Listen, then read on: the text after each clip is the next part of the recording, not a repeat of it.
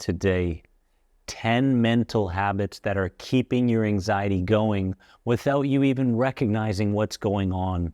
We're diving deep. Let's go.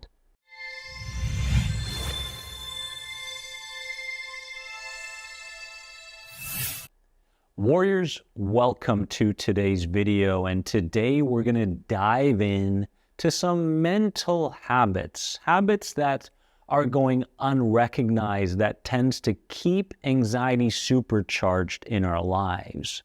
Often with these mental habits, they become so habitual that we don't even know we're doing them, right?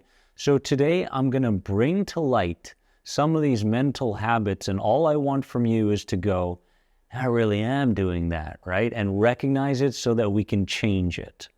The first mental habit that's keeping your anxiety alive is all or nothing thinking. You see things in extreme or in black and white measures. It is either perfect or it is a mess. My friend likes me or he doesn't. There isn't much flexibility there. Does that sound like you? If it does, comment below. The second one is related to overgeneralization. You see a single event as proof that other similar events will turn out the same way. If one person behaved in a spiteful way to you, then all people behave in this way. And this tends to happen when somebody visits a certain city or country and starts to generalize the whole population as being that way, right? Third is mental filtering. You pick out a single negative detail and dwell on it, right? So, you could go through a number of different situations and there's just one little detail that turned out negative and you just can't seem to see any positive in that whole interaction during that situation. If this sounds like you, comment below. Fourth mental habit that's keeping your anxiety alive is disqualifying the positives. You reject positive experiences by insisting that they don't count for some reason or another. In this way, you can maintain a negative belief that is contradicted by your everyday experiences.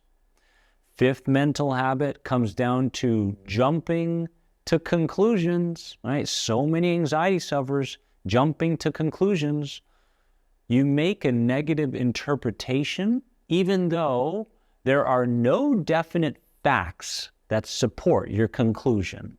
You just basically believe in the negative feeling or the anxiousness that you just felt.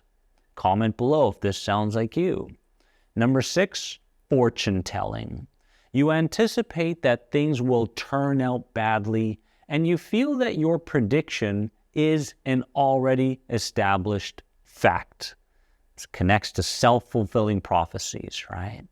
Number 7, magnification, catastrophizing. You exaggerate the importance of things, such as something you may have thought was wrong. You inappropriately shrink your achievements or desirable qualities. Number 8, emotional reasoning. You assume that your negative emotions necessarily reflect the way things really are. I feel like a failure, therefore I am one, right? You see this very, very often in apathy. A lot of people that are going through apathy right now, right? Does this sound like you? Comment below. Number 9, mental habit. Should and must statements. You set yourself standards of what you perceive you should or must be doing. These standards are often too high and unrealistic. The emotional consequence is guilt. When you direct should statements towards others, you feel anger, frustration, and resentment.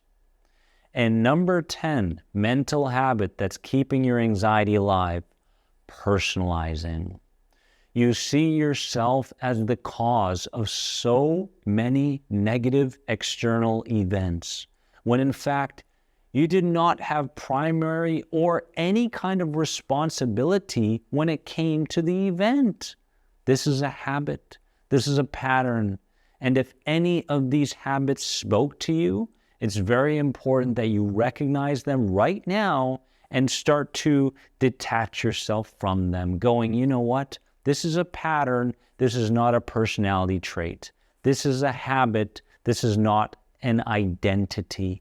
And when you start to question these things, only then will anxiety start to dissipate, my friends. And I hope this video spoke to you. If it did, comment below and remember that you are more than anxiety. I'll see you soon. Don't forget to subscribe.